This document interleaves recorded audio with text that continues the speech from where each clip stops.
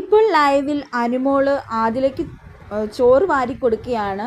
Already Noora പറഞ്ഞിരുന്നു ആദിലോട് ചോറ് കഴിക്കുക. അപ്പം നൂറയോട് ദേഷ്യപ്പെട്ടായിരുന്നു നമ്മുടെ ആദില. എന്നെ ഒന്ന് വെറുതെ വിടൂ, എനിക്ക് കഴിക്കണ്ട, എന്നെ ഇറിറ്റേറ്റ് ചെയ്യാതെ എൻ്റെ പാട്ടിന് വിടൂ എന്നൊക്കെ ആദില നൂറയോട് പറഞ്ഞായിരുന്നു. പക്ഷേ ഇപ്പോൾ അനുമോള് വാരി കൊടുത്തപ്പം ആദില ഒരു കുഴപ്പമില്ലാതെ കഴിച്ചുകൊണ്ടിരിക്കുകയാണ്. അപ്പോൾ അനുമോള് വെള്ളം കൊടുക്കുന്നുണ്ട്, പിന്നെ എരിവാന്ന് പറയുന്നുണ്ട്.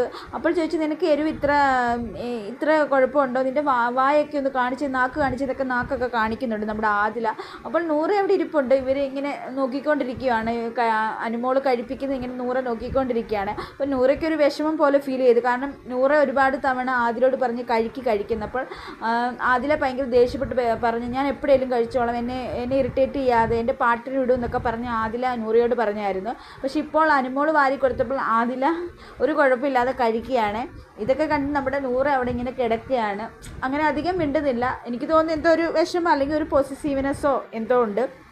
കാരണം അപ്പോൾ നൂറെ ഓർക്കുമായിരിക്കും, ഞാൻ പറഞ്ഞിട്ട് കേട്ടില്ലതേ അനുമോള് വന്നപ്പോൾ വാരി കഴിക്കുന്നു, അങ്ങനെയൊക്കെ പുള്ളിക്കാരി അവിടെ ഇങ്ങനെ സൈലൻ്റായിട്ട് കിടക്കുന്നുണ്ട്.